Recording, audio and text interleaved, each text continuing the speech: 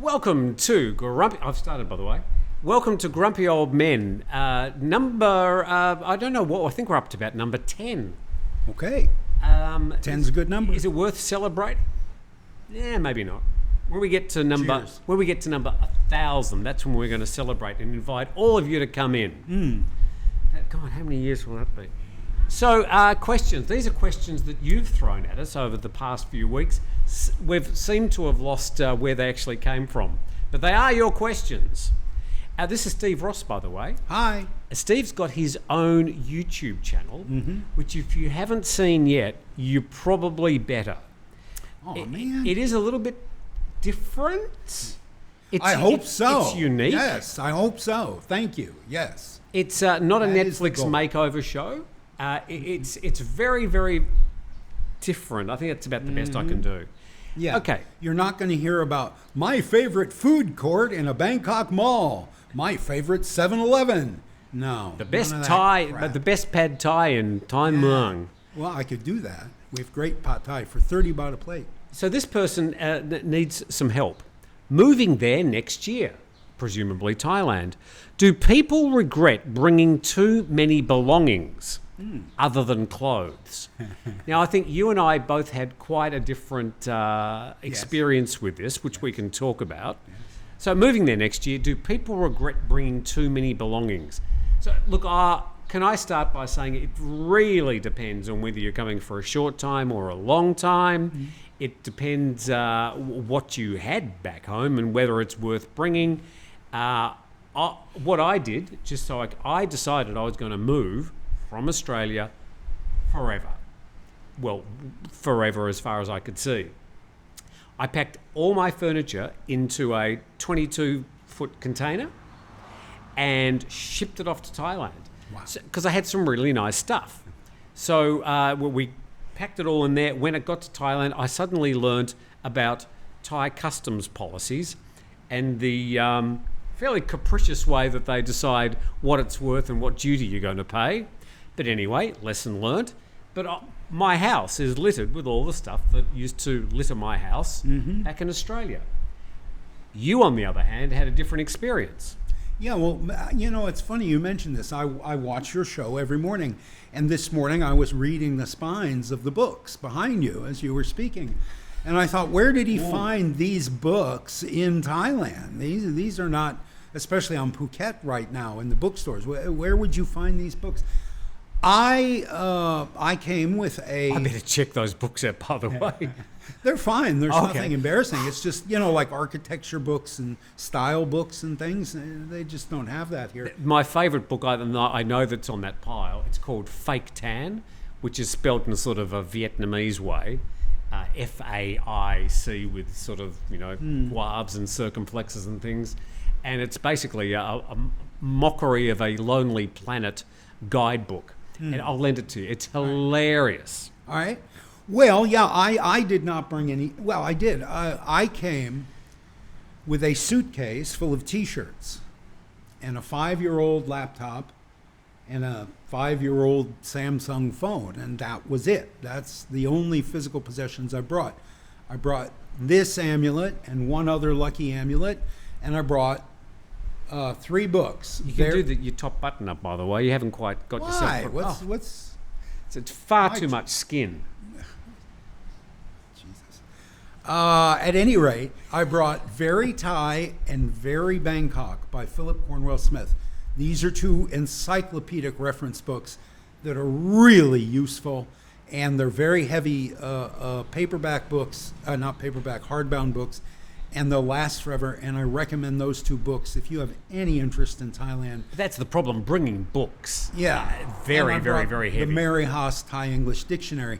Those 3 books are probably not 10 pounds, 5 pounds. At any rate, those are the How only many possessions kilograms? I brought. I haven't a clue. I'm from America. How We many don't do litres? that. I haven't a clue. All right. Yeah. How many leagues? Furlongs? I don't know how many furlongs. But my point is, there's different ways to do it. I came with absolutely nothing. I could have left the T-shirts at home because it turns out they sell T-shirts in Thailand. I don't know if you knew that. Funny. But they sell T-shirts in Thailand. The So- ubiquitous 100 baht Thai T-shirt. Yeah, and I could have just brought those 3 books and my 5-year-old laptop. But I haven't missed anything. I haven't missed, and I'm a very materialistic person. That's why I was a prop man. I imbue physical objects with personality. My mom sold her car when I was about 6. I cried for days. I thought it was like losing a member of the family. What sort of car was it? It was a Dodge Dart. Yeah. And so, yeah, just a car. But to me, objects, because I didn't have any siblings, I suppose, and all of my playmates when I was a kid, we moved around a lot and didn't have a lot of friends when I was a kid. So I lived in books and I lived in my room and I played with toys in my room. And so objects became really important to me. But when I decided to come, I decided to come here 25 years ago. When the time came to pull the trigger and come here, I got rid of everything I owned. I got rid of everything I owned, which wasn't a lot. But I did. I came here basically empty-handed. And I've been very, very happy since I got here. Other people might not be so happy. Other people might want their books. They're copper cookware. If you like to cook, you can't buy really good or even halfway good cooking stuff here, at least not in Taiwan. And so, other people may have things they want. People bring their motorcycles. They bring their dogs. They bring their children. Other people come encumbered in my eyes. Can you imagine they bring their children? Yeah, that's cruel. I would not ever. So here's the thing. That. When you rent a property in the United States, is it usually empty? No furniture, right? Typically, yes. Yeah. In Australia, you rent a property, it's empty. Yeah. Here in Thailand, usually, it's furnished. At least a bed. It has been my experience. There's always been a bed. Well, a lot of renting condos and things, they'll usually come pretty much fully furnished. That's a world I have no experience in, so I don't know. Oh, I couldn't live in a condo. But so that is something that's a dynamic that really you don't need to come with much. I would probably, in retrospect, I would have sold everything and come here and sort of start again, because everything you need you can buy here. I mean, you can buy refrigerators and TVs. Those big screen TVs, the really big ones, they're so cheap at the moment. Probably 10 years ago, you would have paid, 10 times as much. Like I just bought a 75-inch TV the other day for less than 20,000 baht. It's like going to the cinema. I sit there and go, oh my God. Well, I watch myself all evening. There I am on a... No, I don't ever watch myself. Yeah, I think what you learn is you don't need what you think you need. That's the point. Yeah. You can live, we're born into this world naked and nothing in our hands. That's how we will leave this world. And in between, we are conditioned to think we need stuff. X and Y and Z. And when that is taken away from you, or when you get the energy, you let go of it, you realize you didn't need it in the first place. It actually feels quite good. Yeah. So I can't remember who it is, but we would say, unless you've got some really important family heirlooms, photos and stuff like that, bring that. But otherwise, just don't do what I did and pack it all into a 22-foot container, because all that stuff, the tables and the chairs and the lounge suites and all that, refrigerators, you just don't need. You can buy that stuff here, and it's going to cost you less to repurchase it here in Thailand than drag it through the customs. You shipped a refrigerator. Yes, I did. I brought everything. I did. Okay. Well, different strokes for different folks. And regarding, but you found your way, and now you're in a good place. And regarding clothes, you can buy clothes here in Thailand. Yeah. So unless you've got some really special outfits, and if you're coming from a cold climate country, just remember, it's pretty much hot as hell here most times of the year. Yeah. And you'll be walking around in a polo or a cotton shirt 99% of the time. I brought suits and ties that I have not touched. They still sit there in the wardrobe, and the cleaner sort of gives them a bit of a rattle and shakes the mold out of them every now and then. I'm never going to wear them here, ever. No, yeah, I agree. Yeah, with 100%, with all of that. Yeah. So our advice is travel light. Yeah. Because it just Yeah. is ridiculously expensive. You are born with empty hands, you die with empty hands. In between, you don't need so much in those hands. But you do need a yellow duck. Doesn't hurt. Uh, Doesn't hurt. But don't ship it. They sell yellow ducks here. Yes, exactly. Big ones as well, Big and turtles. yellow ducks. Yeah. Steve, I should remind people that they can subscribe to the channel and subscribe to Steve Ross with an E, because that's what we do here on YouTube. Yeah. And Like, subscribe, and share. this is probably moving more into your area of expertise, but Which one? another question from one of our listener. Could Thailand... Love that guy. thanks, Clive. Yeah. Could Thailand tourism industry survive without sex tourism? So, okay. Can we sort of do a bit of sex tourism 101 for those people that may not be familiar? And I suppose it really starts, as far as foreigners are concerned, in Pattaya sometime during the Vietnam War. Would I be right? Well, at scale, yes, certainly. At scale, yes. You know, there's a marvelous book by an author named Axel Alwyn called The Falcon of Siam, about Constantine Falcon, who was a Greek guy who came here in the 1600s and ended up being the Kralahome, the prime minister in Ayutthaya. Really? He was. Oh, you've never heard of Constantine Falcon? No. Yeah, he ended up being drawn and quartered on the steps of the Grand Palace. Oh. But for Oh, a dear. while, he was the number 2 man in Ayutthaya when everything was Ayutthaya, before there was a Bangkok. And Greek everything else. people do get a much better deal these days, by the way. Yeah, oh yeah. Much better.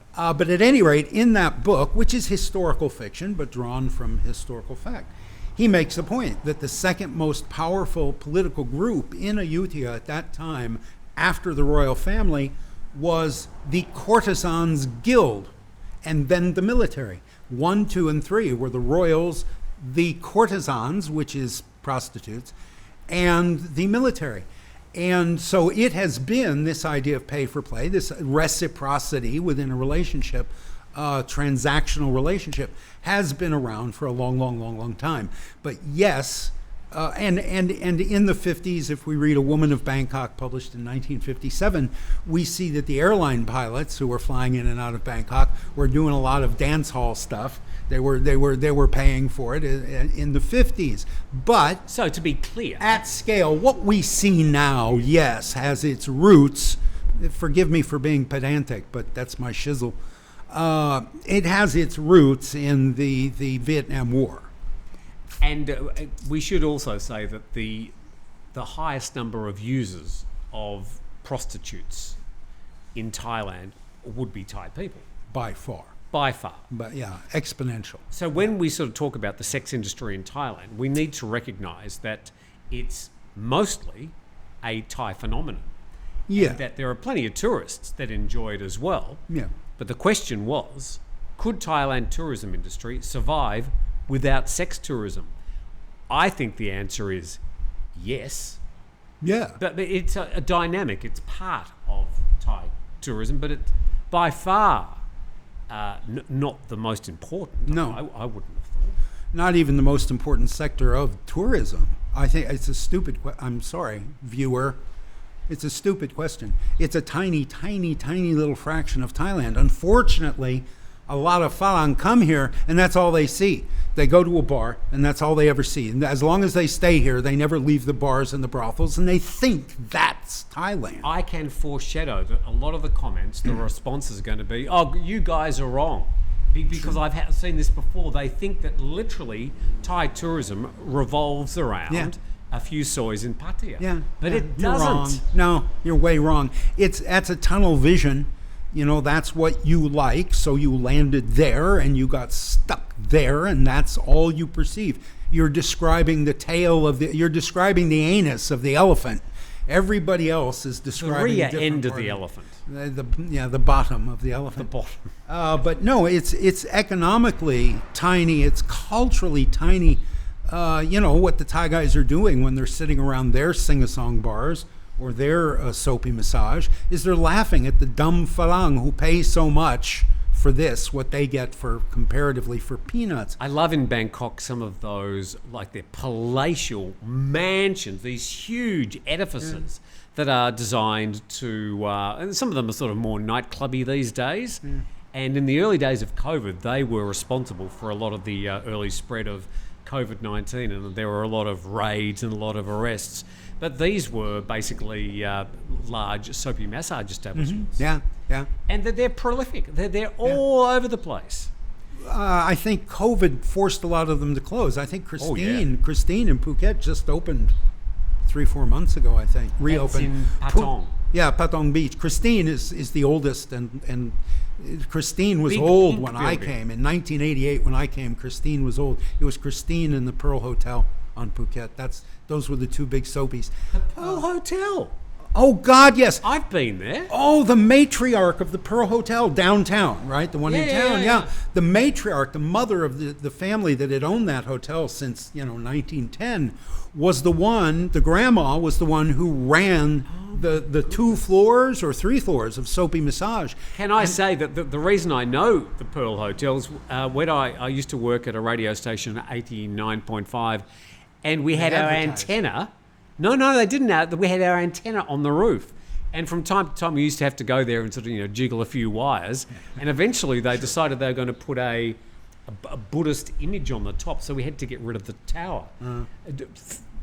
Not forgetting what was happening in the floors below. Yeah, well, every woman on Phuket wanted to work in the soapy massage. Not every woman, every sex worker, every commercial sex worker in Phuket wanted to work her way up to where she'd be accepted by grandma at the soapy massage in the Pearl Hotel, because she treated her employees well. And that was the pinnacle. If you were working in that industry then, and there was no alcohol, there was no, getting a woman online and having her come to your hotel. There was just the bars and the soapies, and the 2 soapies, the Christine and the Pearl. The Pearl is long closed now, but there, Pun Pon Road on Phuket has always had these things. And but would Thailand tourism survive without it? Oh, hell yeah. Sure. Of course it would. Dude, if that's your thing, if that's the Thailand leave tomorrow, see who notices. Nobody will notice. Nobody will care. If 1,000 of you leave tomorrow, nobody will notice. Nobody will care. I should also say that when it comes to Phuket, which we're relatively close to, and Bangalore Road, Phuket only takes up 3% of the land mass of Phuket. Patong only takes up 3% of the land mass. Yeah. There's a lot more of Phuket than just Bangalore Road. And there's a lot of people who don't know anything except the airport, the road to Soi Bangla, and Soi Bangla, and it's Bangla, village of the donkeys. Village Bangla, village of the donkeys. Why is it called village of the donkeys? Because we hang out there. So don't be a donkey. Don't hang out there. Go stay somewhere else. Experience something else. I come to Time Lung. So no, you don't come. So I suppose there's an additional question to this: is how the sex industry may have changed. But perhaps look at it pre-COVID and after COVID, or maybe pre-2000, after 2000. A lot of people these days say, "Oh, it's changed," and I say to them, "Well, how's it changed?" And they sort of find it hard to actually describe how it's changed. But maybe it's become a little bit more business-like. Yes. It's become a little bit more of a serious business. Yeah. Like I said in our last show, I said that when I first experienced 1988 on Phuket, when Soi Bangla was so half of it was gravel, it was quaint, it was charming, it was cheap, and the girls were working the long time. They wanted to marry a Falang and go live in Falang land. And so they would pamper you, they would flatter you, they would do everything they could to make your life easier. The cold cloths on the head. When was the last time you saw a girl bring a cold cloth to a first-time customer in a bar? Never. It was much more service-oriented and much more aimed at a relationship. Now, no, the girls are businesswomen. They don't want to get to know you. They don't want you to get to know them. They're not going to flatter you and tell you how handsome you are. And they just don't do that anymore. It's all price negotiation and time negotiation. And then in your room. They will spend as much time as they can in the air conditioning looking at their phone. That's it. That's what you get. I think also another dynamic in there is the rise of things like YouTube and OnlyFans, where some of these sex workers know now that they can stay at home in the comfort of their own air conditioning in their own bedroom and the safety perhaps of their own bedroom, and they can make money, get remunerated. Without having to go to a bar and they're speak very to savvy. A sweaty old farang. In 1988, all the girls, all the women working in the bars, and I suppose most of the men as well, came from very poor, rural, impoverished backgrounds. They were very poorly educated. They were not savvy. They were not worldly. They knew that women flattered men to get money out of men, and that's what they did. Now, the women in the bars, and I suppose the men, are much more worldly and savvy, better educated. They come from middle-class families, some of them. It's no longer, the Western male coming and sort of preying on the naivete and innocence of these sex workers. Now, and it used to be this way that some of the men were the naive ones and they got, used. Oh, boy. Now, every farang who steps in the bar is a target. He's an ATM machine. That's all anybody wants to know. Nobody wants to be his friend. Nobody wants to be his lover. Nobody wants to be his wife. They just want to get his money. Steve, I think you've nailed it. Well, it's a subject I have thought about at length. Yes. When I was a young man in Thailand, and I consider myself a feminist. Long time ago. I was raised by my mother without a man in the house. I'm a feminist. Right? I wash dishes, I clean the house. My mother worked her whole life. She saved her money, she managed her own money, she made good decisions, and she retired wealthy. I respect women, I admire women. But in 1988, when I first came to Phuket, I came for the bars and the brothels. And I spent a lot of time over the succeeding years in those bars and brothels. This is a subject I have thought a lot about, and in the 25 years I anticipated coming back, that was part of the anticipation. It is not now. After a couple visits to the Phuket, on streets that I remember, right, where it was all used to be quaint and charming, now on those same streets, it's like a feeding frenzy of sharks. Is it quaint and charming anywhere? I haven't been anywhere. There is, commercial sex in Thai Muang, just like there is in every village and every town. We have 3 karaoke bars here. You drove past them coming in. They are about 200 meters from my house, so I'm not going to go there. You don't crap where you sleep, right? You don't. Everybody in this town knows Steve and where Steve lives, including these women. I've never been there, but I promise you, there'll be somebody in those 3 karaokes who knows where Steve lives. And I don't want them showing up at my door. I don't want to go, meet somebody there, give them a little bit of money, and then have them come to my house the next morning and want a little bit more money.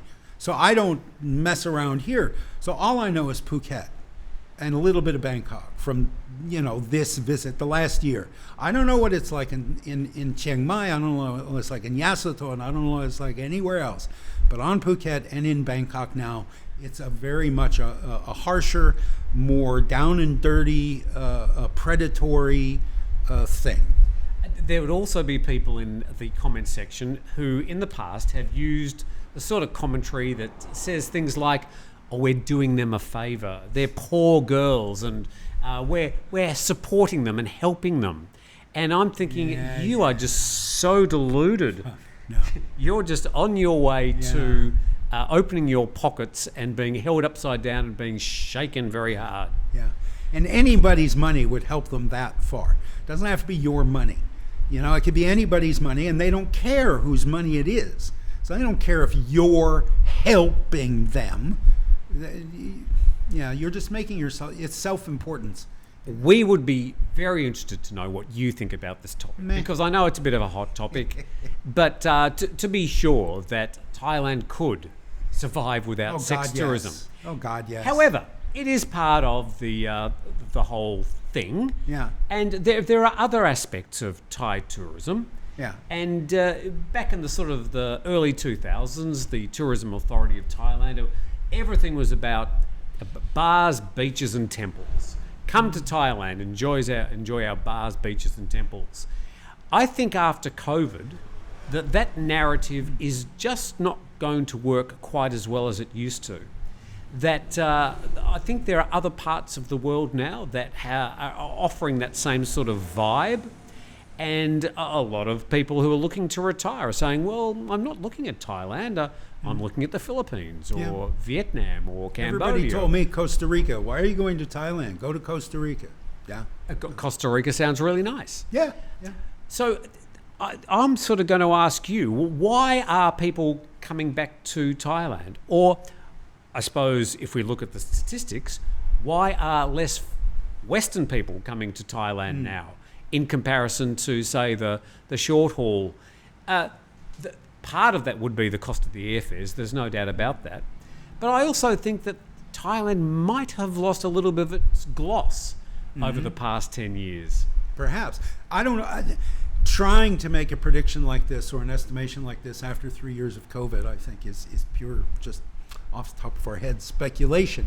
I think that what COVID did That's what we're doing. We're speculating. Yeah. And in this case, speculating about this, you could probably speculate easier about car sales or agriculture or something that's not tourism dependent. Oh, let's talk about agriculture. Yeah.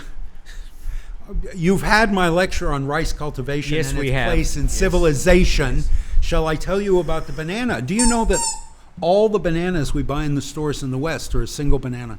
It's all clones.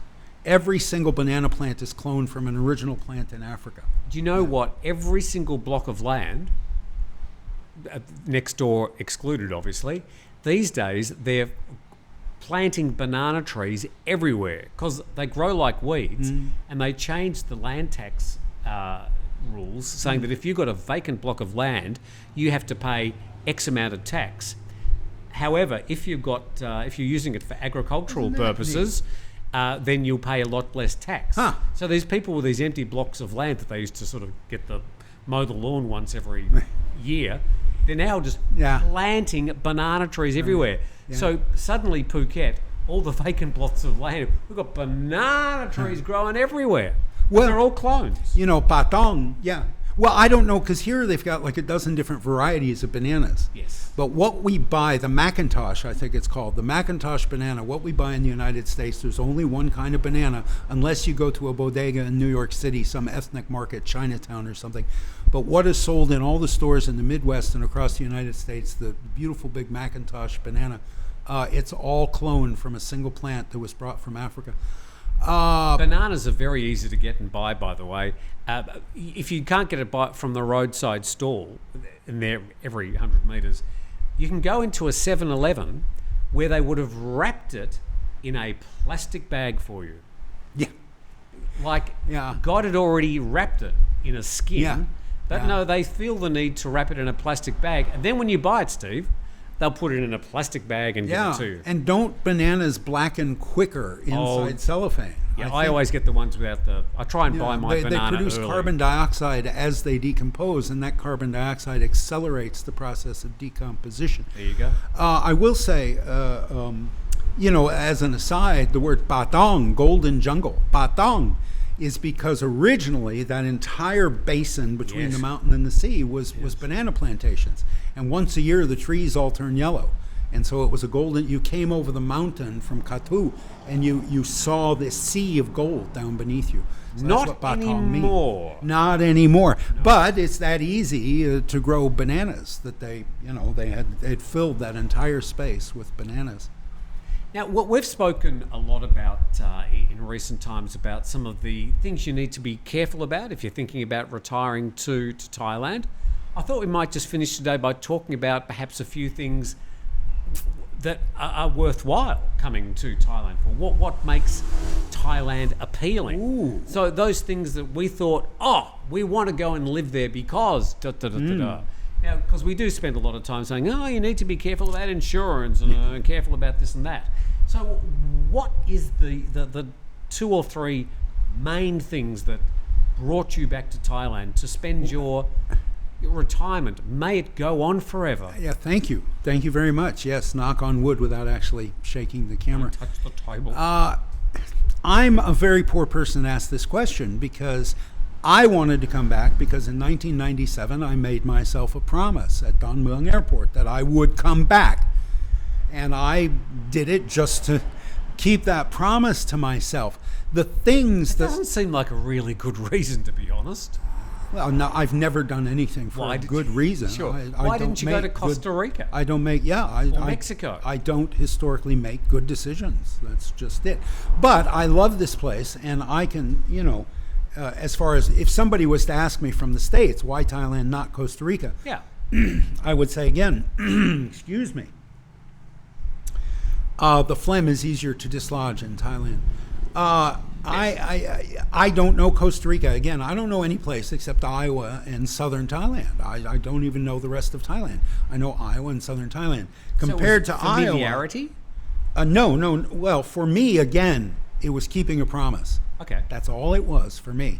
This place could have been hell. This place could have been the worst slum in Mexico City, the worst slum in Calcutta, if I had promised myself in 1997 that I would come back. And my whole life went to shit.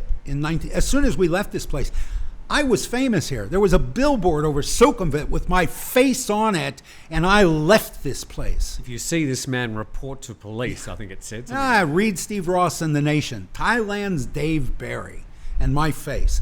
And as soon as I left, my whole life went to shit, everything. And it never recovered. I mean, my income, my relationship with the woman I was sharing a bed with, my ability to parent, every single thing went to hell and stayed that way for 25 years. So for me, it was trying to catch a little bit of the success of my life up to the age of 40 when I left here. And I never recovered that success, and I won't recover it now. But I wanted to come back because I had been successful and happy here in the past, and it was the last place I was successful and happy. Someone else, there's this Facebook group called Love Thailand, run by Paul Jabbour, and that guy really loves Thailand. And part of it is very much a Pollyanna glowing view of Thailand. The food, the friendliness of the people, the safety of the streets, the cheapness of everything, the weather. And that's all true. Those are all great reasons to retire here. None of them were my reasons. Okay, so... Tim, why'd you retire here? You're not retired. You work every day, 7 days a week, and have for years. You're not retired. I'm writing for a Why publication. am I asking you? I do my YouTube program. That takes me 3 hours a day. Yes, you're not retired. And I've just bought a resort that's going to need a lot of work before it opens up. I've never been busier in my life. Exactly. You're not retired. But I'm very happy. Yeah, good. I think I'm just one of those people that just likes working. I got that ethic from both my parents. All right. And it's just the way it is. I don't really enjoy relaxing. Okay. But beyond that, I mean, I didn't think I'd be working or even having a successful business in, of all places, Thailand. But you've had two. Yes. Yeah. 3. 2 that I know of, yeah. And a 4th perhaps with this hotel. So those things that you mentioned, the weather, the food, and it is cheaper to live here. Some people say, Thailand's not as cheap as it used to be, but that's only because you're living in Soi 6 or Bangalore Road. I mean, yes, it's going to be expensive if you sort of stay in those. Yeah. And I don't mean to be rude, but you could describe some of these areas as sort of tourist ghettos. If the tourists are there, the costs are going to be up. Yeah. Any farang, whether they're expats or tourists. And that's anywhere in the world. If you go to those tourist locations, there's lots and lots of tourists, the costs are going to be higher. So I live on the other side of Phuket, where I pay a very low rent compared to what I'd be paying, certainly compared to the other side of Phuket, and certainly compared to other parts of the world. I could not live on my Social Security in the United States, anywhere in the United States. You're paying a pittance to live in a nice little place. I mean, I love it. Sort of open plan. I love it. And you've turned it into your own space. Yeah. And you're living 80 metres from the beach. I mean, it's phenomenal. I'm on the beach twice a day. You are so lucky. Yes, and I know. Don't you forget it. I will not. And thank you. Keep reminding me. Because I do have a dark side. I do have a tendency to drift into depression. And particularly if I'm bored. So I need to keep busy. But yeah, I think there's a million reasons to stay here. And if you're one of these guys who came here because you were dreaming about all the women or men you would hire in the bars for sex, if you understand what you're doing and where they're coming from, and you've got your head screwed on straight, that's fine. I don't. To you. Yeah, more power to you. If you like that better than a 30-pot plate of pot thai, then rock on, dude. Just don't think you're essential to the economy. Right. And with that, thank you very much, Mr. Steve Ross. Thank you, Tim. This is the best time of my week. I love this. Thank you so much for inviting me. Well, it's my pleasure, and I do have to drive all the way to Taiwan to do it. At some stage, somehow, some way, we are going to get you to come to Phuket. Yes, I will come. And when I open the resort, I'm not bringing the resort up here just so you can attend. You are going to have to come down.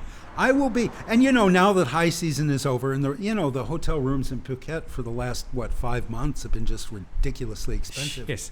So starting to come down. I pay 70 baht on the local bus to get down there. I may wait 2 hours in the local bus stop on the side of the road. These little kiosks. I may wait 2 hours for that bus, pay 70 baht to get there, 100 baht for a moto taxi into Phuket town, and then they want me to pay 3,500 baht for one night in a hotel? Hell no. But now those prices are coming down, and you will see Steve in Phuket more often. All right. Because you're going to probably have to make a speech at the opening. That's no problem. Some sort of high praise. Yeah. I can do that. The manager. Yeah. Making speeches is easy for me. It's shutting me up. You'll need to have the duck. Have the duck. I'm going to be the Basil Fawlty of Phuket. K? Yeah. K? Yeah. K? I've already found my Manuel, by the way. So just don't hit him with a fry pan. Yes, adventure started. Or with the buffalo here. Yeah. Thanks for watching, everybody. You can subscribe to Steve Ross's YouTube channel, and there's a link in the description under this. If you subscribe to the channel, that means that you can come back next week and watch again. If you don't, we'll know. And we'll be reading out your names. Yeah. Individually. Thanks for watching. Thank you, Steve. Thank you, Tim. Thank you to the rubber duck. We'll see you next week. Bye.